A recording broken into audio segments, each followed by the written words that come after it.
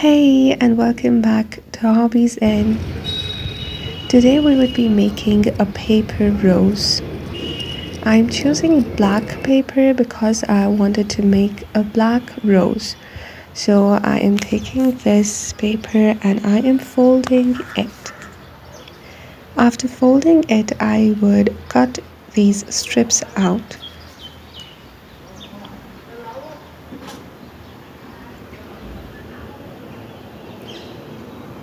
After cutting these strips, I would fold them once again and draw a circle on it.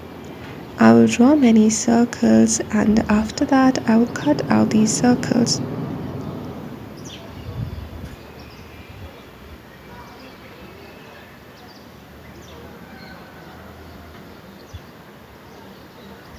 We will do the same thing with the other strip of the paper as well, to get as many circles as possible.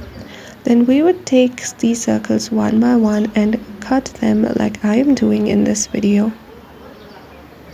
We would repeat this step for each and every circle until we get all the circles like this. Then we would take our glue and apply it on one side of this cut.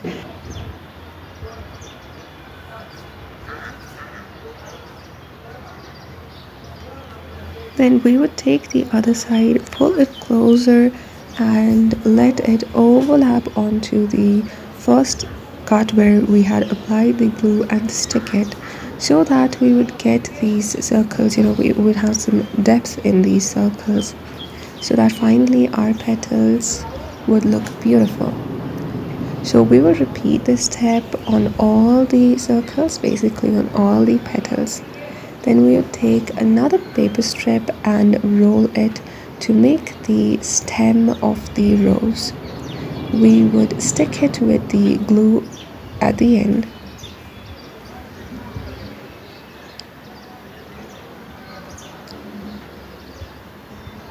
After making this stem and the petals, we would take glue and apply it on the petals like this and stick it to the stem. We would repeat this step for all the petals.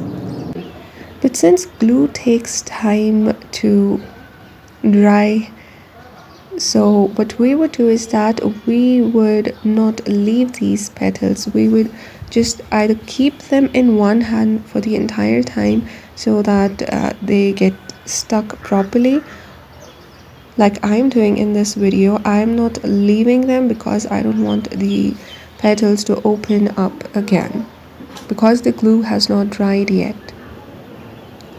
So keep repeating this step until the very last petal. You can see how the rose is forming.